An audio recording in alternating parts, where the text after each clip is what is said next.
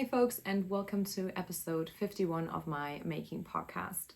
Today I want to talk to you all through my whips mostly. I don't have any finished objects since we last spoke, which is understandable if you see the amount of progress I've made on these projects in comparison to the last video. I took a bit of a longer time in between podcast episodes just because summer has been summering. We've attended a wedding from some of our friends. I've been just regularly working. We've been going out on runs. I have had to deal with some pain that I've been having from my adenomyosis, which has been pretty tough to deal with, chronic pain. But today and right now I'm feeling all right, which I thought it's a great opportunity to get in some filming. It's Monday, we'll do the food shop later and go to the gym, and I love Mondays like that where I get just like grab my coffee, sit on the couch and knit for an hour. I then work for a couple of hours, and then I do a lot of admin stuff just around the house and also for work, and just get the house back in order the flat, our tiny flat back in order, do a bunch of chores and stuff like that. So I love Mondays for that. But then, I really wanted to sit down and film a video. I have put 2 whips to the side for a while for different reasons. I'm gonna get into that. And then I have been focusing in on 2 whips. So this should be a rather short episode, which is also why I was like, just sit down, Marlene, just start talking about all that stuff. And then you can get back on the couch and knit after you've done all your chores, which is going to be my treat at the end of the day. I've also been spinning a bit, but very slowly, still focusing on my Hesper shawl project. So and I have been sewing, so I will get into that in a later moment in this episode. But let's get into my first whip, which has become kind of a bit of a UFO just because I have some deadlines, which is also a thing that I wanted to talk to you all about, because now that vlog has come and passed, do you say that? Has come and gone. And I've been loving watching everyone's videos. Obviously, I haven't been able to go for the last couple of years, but my friends have been sending me updates on how it was. And I was really happy to see everyone attend and have a great time. I had maybe a tiny bit of FOMO, but also a lot of joy. Felt a lot of joy for the people who were able to attend. So but now that that's come and gone, it's Rhinebeck prep time. We have about 2 months, a bit less than 2 months actually, for our Rhinebeck sweaters, our Rhinebeck prep, or shopping and wish lists, whatever you're planning on doing, building our itinerary around the trip. And so that's why this project has actually gone to the sidelines and a bit of timeout, to be honest. It's the Iris top by MG Argan. I've come quite a long way ever since talking to you about this in the last episode, but I have ran into a couple of problems, and you lovely people have actually left me some really helpful comments. So I have watched, circling back, I have had some problems with my ribbing tension, meaning that, and it's gotten worse, which is also why I've put this to the side, because I will have to rib a bit. So this actually looks quite nice, but if you see the point at which I have joined front and back to the round, you will see that my tension has gotten quite a bit more loose. I don't know if you'll be able to see, but I'll try and show you.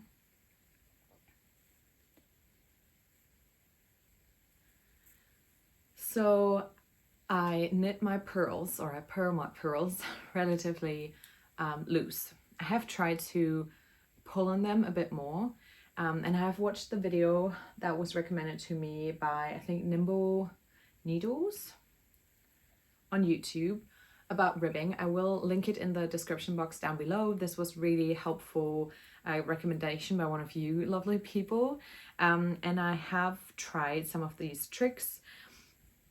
I think for me, because I do tend to have a looser tension on my pearls, when I knit ribbing in the row, I knit my pearls on the other side of the piece, kind of, and like I switch between knits and pearls to get the same kind of ribbing on each side. Whereas in the round, I only knit my knits and I only purl my pearls. And because my pearls have such loose tension in comparison to my knits, because I'm actually quite a relatively tight knitter, kind of like moderate to tight. I would say that that's why you can see those laddering become a lot more loose from the point of kind of joining it in the round, and I do not like that. Like I put it on because it also does stretch over my breast, like my boobs. This is the part where it is so much more visible as well, so I really want to fix that. I want to be happy with this project in the end, and so I've put it to the side because sometimes I do, before ribbing back, I wanted to put in a lifeline, and I did really want to be sure that I wanted to rib it. Sometimes you feel like frogging back something, and then you do just need to take maybe a couple of days to think about it and then look back on the piece and realize that like the mistake you've made, or you thought that would actually like be really annoying to you, it doesn't really bother you as much anymore, and then you could just keep going. But with this piece, my mind really just hasn't changed on the fact, but because I want to finish I want to focus on some other projects, which I'll talk about in a minute, this has gone to the side, which is okay.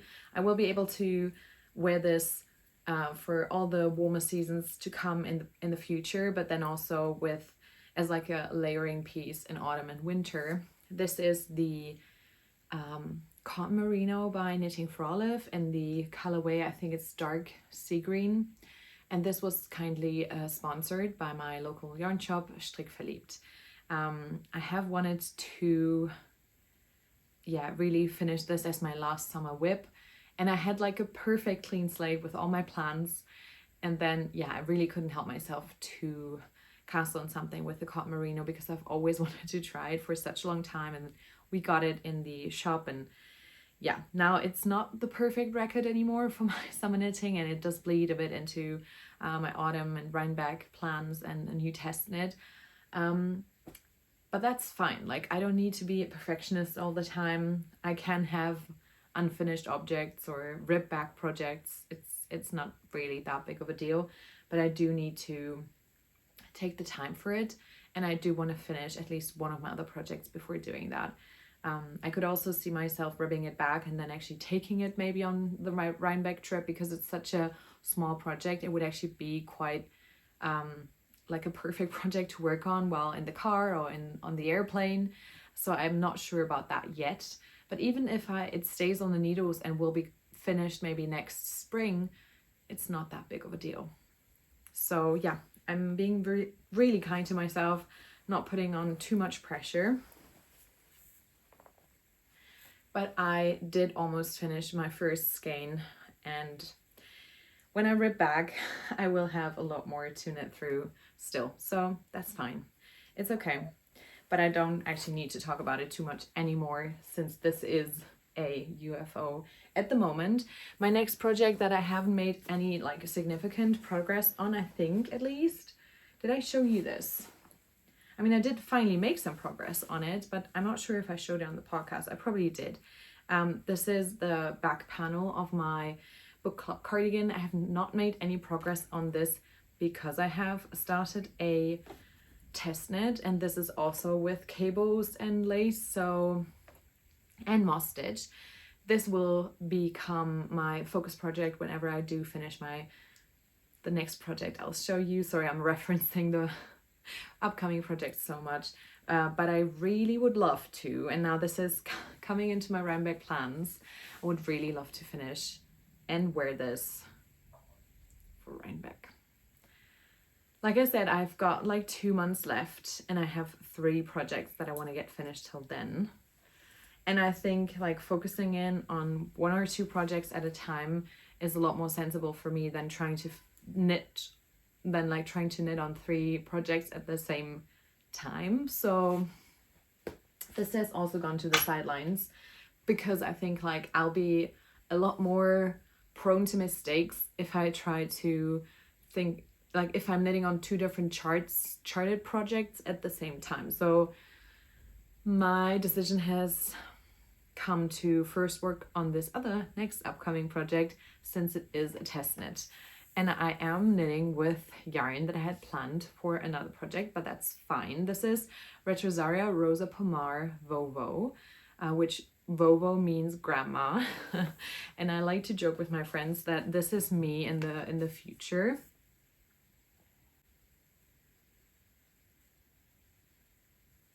With like the tattoos and the knitting and the glasses and the messy bun. I am actually going to get a cup, like a coffee cup, tattooed on like this arm right above my little olive branch. And she literally has the exact same branch and a cup right above that. So yeah, this is gonna be me in the future. She's goals. This is beautiful Portuguese Ecotex certified standard 100 wool. It is beautifully marled. It is the most stunning color of them all. And I had planned this for another project, but then this test knit came around and I hadn't been super certain about the other project. When I told my friends this, they were like, yeah, we also weren't sure about it. And I'm like, that's fine. I guess I love the pattern. It was the Hesper cardigan that I wanted to make. And I had some cream color for like the quilt motifs. But since I'm already making the Hesper shawl, I think I'll be fine just having one of those pieces for now. But I just thought that this color and yarn would be perfect for the test knit that I'm currently knitting on, and I have come quite a long way already. This is the Mabel Meadow Cardigan by Mipi the Label. I had talked about this in my last episode. Like I said, that was filmed like 20 days ago, I think, around that time. And I have come to a point in the cardigan where I'm going to do like 2 or 3 more centimeters of the chart, and then I'm already like at the ribbing. I can like stand up and actually put it on and show you how long it is already. Obviously there is no button placket yet, and like the neck ribbing is missing, and I can't really pull it to the side because it's still on the stitch on the needles, but this way you'll be able to see it.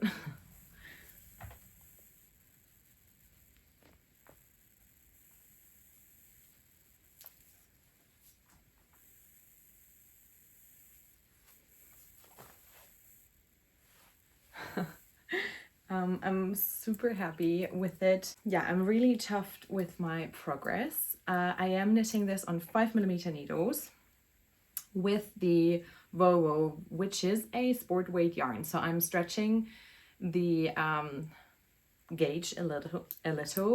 A lot of the other testers are actually knitting this with a fluffy yarn, but I'm really happy with my choice. There's nothing really more to say about this other than I would really love to finish it and wear it to Rhinebeck on one of the days.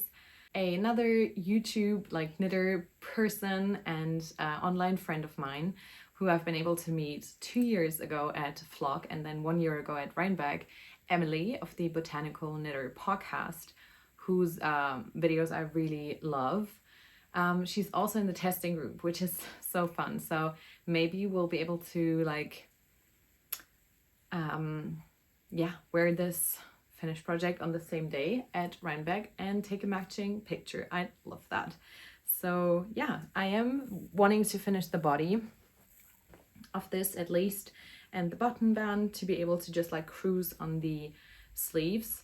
I have about a month left in the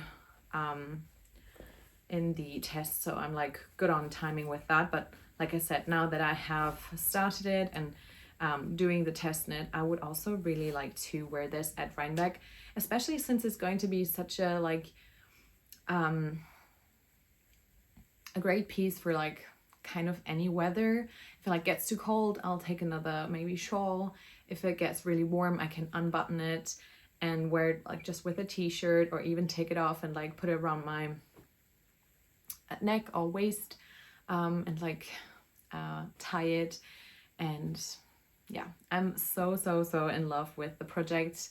The other testers are making some really beautiful versions as well. I love the like ethereal look of lace in lighter colors. As you probably know if you've been watching my podcast lately, I've been on like a lace knitting, especially lace that looks like pointel knitting like spree ever since knitting my flirty and then the Mariel blouse came out. I have ordered some knitting for Olive for that actually in the UNICEF fundraiser sale that they had. Yeah, that is the cognac, like a dark cognac color, so I'll insert my plan here, but that might just be something that I'll knit like in January. I might need to push it because some of these plans I had on my plans, or they just came like they crashed into my plans. I still really would like to focus on my Make 9, even though I now know that I need to adjust that for next year. I would love to try and finish as many projects from that list as I could. I'll probably make a little gauge swatch. I don't know if you can see, but I love gauge swatches. I've actually made a little project bag from swatches that I've made like in the first couple of years of my knitting journey, and I might want to stitch those together for like a little baby blanket. Not sure yet, but yeah, I will make a gauge swatch to see if the Mariel blouse pattern comes out nicely on that. But if not, like if it's too dark of a yarn for that pattern, I might just make a Monday sweater with that dark cognac color. I've always wanted to knit with that color. It just stood out to me so much, and I just love the tone of brown that it is. And then when the charity sale or like fundraiser sale for a humanitarian cause came around, I thought that was a great way to try and support that, and then have like a very special quantity of yarn in stash. But yeah, I've been into the pointel so much, as have many other people. It's very classic, it's very chic, it's a bit understated, but also it's kind of a bit of everything that I love. And yeah, so I'm really happy with this project. I can't wait to finish the chart for the body. I might just try and get to the length today that I need to get to be able to start the ribbing. And then my last project that I also have been wanting to focus on, so I can wear it to Rhinebeck, or not specifically Rhinebeck, but the trip around Rhinebeck, because my friend Chelsea has also knit a Olga sweater, and I want to be matching with her. And then I do have another weekend with friends planned in the winter, in like the early winter, with my Esther sisterhood, and we're all currently knitting on Esther's, on Olga's. And I love that. Like, we're all making versions that really, I don't know, yeah, it's just so fun to see, and we're all knitting on them currently. We made it so that we're knitting on them at the same time, and so this is what I've actually made most of my progress on, except for the maybe like the Mabel Meadow Cardigan, which wasn't even cast on the last time. So with this, we have a finished body now. We have a neckband, which is like super stretchy and nice. It's double folded, and I have cast on for the sleeves. These are my bamboo Chaogu red lace, which I love. I do sometimes prefer the metal over them, but I do just switch, and I don't have every size and every version. So with this, I'm just using the wood or bamboo rather, and it's nice to kind of switch it out in between. This is the length. Maybe I should also try it on. Why not? That's nice. I mean, it's not blocked, so it won't sit as it will when it's finished, but I think it's actually nice to maybe show you.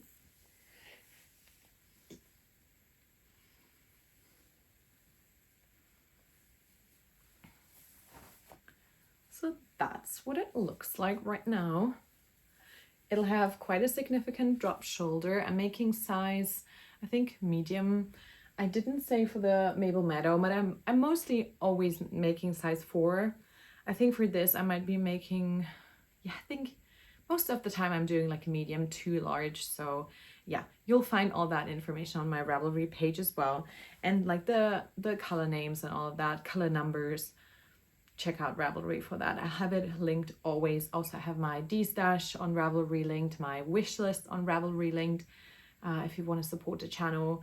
Also, if you want to support the channel, thank you so much to the people who checked if they were subscribed, since I mentioned in the last episode that like 40% of the people who regularly watch, and I hope so, enjoy the podcast, weren't subscribed. So many people texted me that that was true for them, and that they then, after the fact, when they realized, subscribe. So thanks so much. We're like on our way to 20,000 people in like on this channel, in this little community, which I'm like blown away by. Can't even imagine like that amount of people like in one room. Obviously not, because that would be cramped, but yeah, thanks so much. Okay, I'm gonna stand up. This is the length that I knitted to. I really didn't want this to be very cropped. You can see I have a high-waisted jeans or like shorts on, and this is quite a bit longer. So yeah, I can't wait to wear this on the podcast when it's done. And yeah, this might even be the one that gets finished first, since I do really only need to finish both sleeves.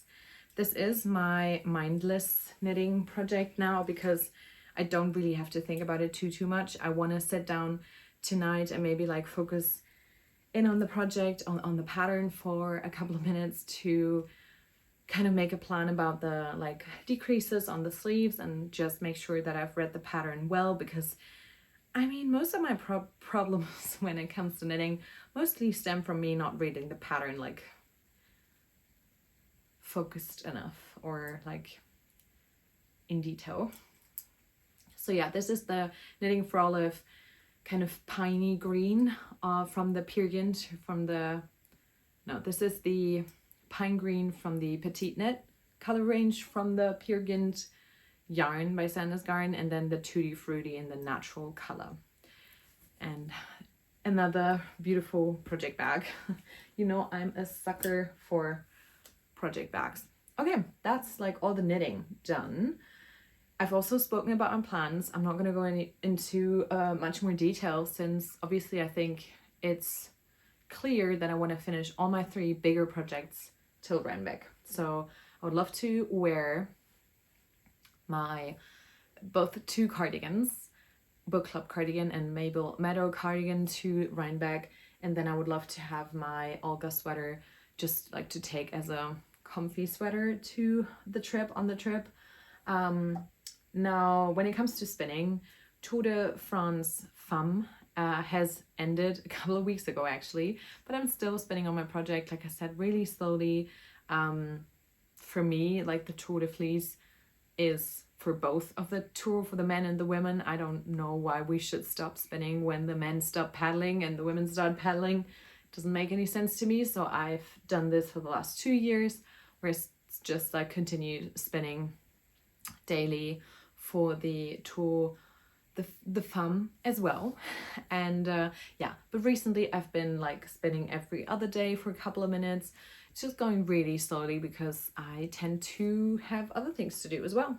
I've been getting back into playing a bit of Stardew Valley on my Nintendo, so yeah, that takes a bit of time away from my fiber crafts, but it's I've been enjoying doing it, so I think it's a good reason to do something. Sewing. You've been looking at it the whole time. I've done a little mini quilt wall hanging with some Fabulism fabric that I got, and this is actually only the leftover project. I will insert some pictures since I'm not going to be able to hold it up because it's literally too big. I have made my first wall hanging quilt and I am in love with it. It's with some of my favorite Fabulism colors or like fabric of all time. The pattern is by Joz Makes Quilt, and I'll put in the name of it. It's like something of a 16 like square something. It's like a beginner quilt pattern that I bought from their website. I love following them on Instagram as well. They have like very beautiful pictures of quilts. And if you've been here on the podcast or like watching the podcast for a while, you'll know how much I love quilts, quilt motifs, like kind of the scrappy look of handmade fiber pieces in general. And since I am still a bit too afraid of making my own full-size quilt, I have started or wanting to start making smaller pieces, and especially a wall hanging for above our bed. And so I made this. The front is now finished. I've actually taken some time last week to get it finished, and I'm really proud of myself for like lining up the edges so well. Having done a great like cutting and sewing it together job and doing all the things. But then I had to cut some of the edges, and those were the remnants, like the leftover pieces. And I thought, because I still don't have the batting and the backing for the bigger wall hanging, which I will have to order online and then finish up, I'll try all the techniques that I want to use on the bigger one, on this small one. And since I had rearranged some of my art in this room and like taken off the big board of swatches and like rearranged the living room a bit, like the art, I thought that this was the perfect place to put it. I hand quilted it in 2 different directions with just some, this was some thread that I had left over from like, it's some kind of Holst yarn, I think, or Undling yarn. Yeah, this is some kind of Undling yarn that I got like for a test knit years ago, I would say. And it was perfect for hand quilting. So yeah, I used that. And then I used the backing fabric to also do the edges, which I like that technique because I'm not terrified, but I don't really love doing the edges kind of thing, and like having to make bias binding or just the binding, having to make that from the fabric, especially if I don't have a lot of the like fitting fabric left over. I just cut out the backing about, I think, 4 centimeters bigger on all the sides, and then just like folded it twice for about 2 centimeters, I think, or maybe it was just 1 centimeter. And then I tried to hand stitch it, but I couldn't do it because I had never done it before. It had lots of like gappy bits, and so I just I just stitched over it with the machine again, and I think it's beautiful. Like, look at it. I did that. I'm so tough with myself. My partner loves it. I was really proud to show it to him. I love having fiber art in my in our flat. I have like a woven piece from Madison Monte's on this side that I was able to buy from her, which I love. I have a new picture actually that a person from my membership, she told me about this online shop, and I bought so many like washi tapes and cards and stickers and this specific art print from their shop. So yeah, I was so happy to get that, and I'll insert some pictures of my of my walls. I don't know if anyone's interested. I that's just another thing that I love to curate, kind of. So yeah, that is my first ever like really big wall hanging piece, and then another small one. You know, you probably know if you've been following for a while that I've made something like this just like a bit longer for my sewing machine to be like a cover for it. And I also hand quilted that, I think like a year or two ago. So my journey of hand quilting stuff, or like stitching and piecing things together, is still going, and I love it. I did want to mention though, and I don't think, like, I haven't talked to Laura about mentioning it on the podcast. I don't think she would mind, so I'll mention it here.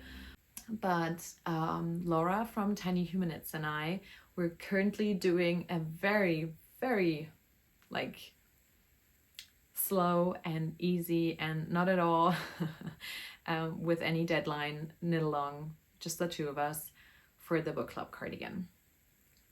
And we've both kind of put it to the side for now.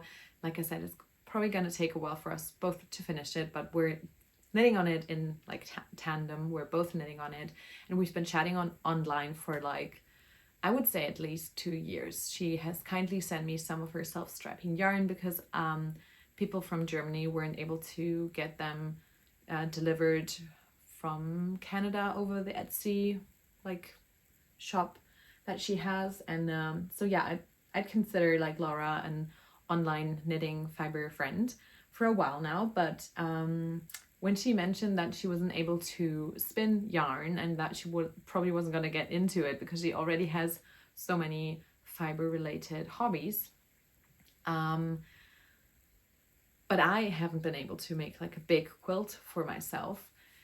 And she's mentioned a couple of times that she has more quilts than she needs and she might be selling them. And I've always told myself that if she's ever gonna sell any of her quilts, that I would buy one from her. And when she mentioned that she would love to actually knit with hand spun yarn at one point, I jokingly, half joked, on her comment section on her latest video that we should do a swap. Like I would spin up like a sweater quantity of yarn for her in exchange or as like a trade for a like a queen size quilt. I know we didn't have the details all like figured out, but it was kind of a joke. But then also I was ready to do it. And then we got chatting about it and we actually did like a little FaceTime about it, and we're now planning on doing that. And I think that's like so wonderful. I love chatting with Laura anyways, but like having a trade like this is, I think, such a fun thing. Like we're now talking about colors of the fabric or the fiber, and it's something that like is so special because we kind of know how much goes into making these things that with our own hands. And so yeah, I wanted to share this because it's,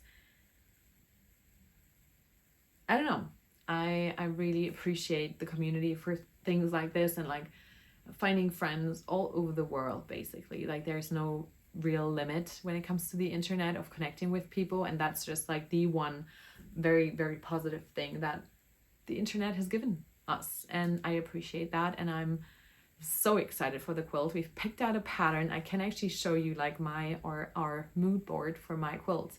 We haven't figured out the fiber yet, so I'll report more on that when we have figured out the exact kind of fiber we want to use and the colors and all of that. But I think we're going to go with BFL, and this is my mood board for colors and fabrics and pattern for my quilt. Yeah, so excited. If you haven't checked out Laura's podcast, I think most of you will probably know about it. I'll link it down below. Tiny Human Knits. It's one of my favorite podcasts. Like it's in my top 5. It's one of the ones that I always click and watch like every single video that she puts out. So you should too.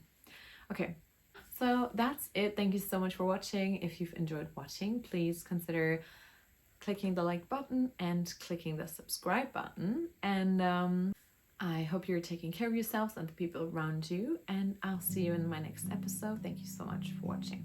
Bye.